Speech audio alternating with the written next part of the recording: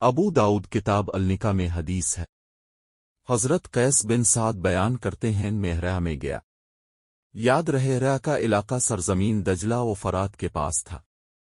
وہاں کے حکمران کو مرزبان کہا جاتا تھا۔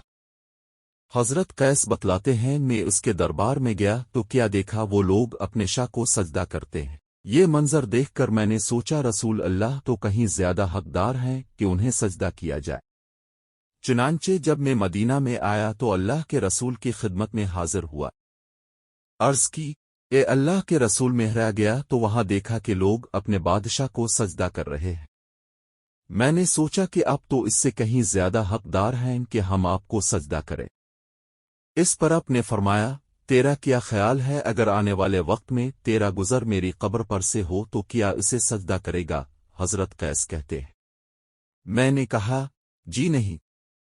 تب آپ نے فرمایا فلیات فعلاوہ ایسا کرنا بھی مت، قربان جاؤں مدینہ منورہ کے حکمران کے میرے پیارے حضور نے تاریخ بدل دی، رخ بدل دیا۔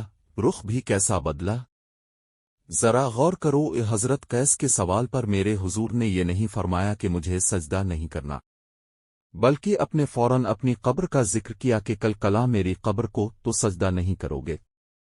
فکر اس لیے پڑ گیا کہ جب تک میں موجود ہوں سجدے کا سوال ہی پیدا نہیں ہوتا۔ اگلی فکر فوراً لاحق ہو گئی کہ جب میں نہ ہوں گا تب میری قبر کا کیا بنے گا؟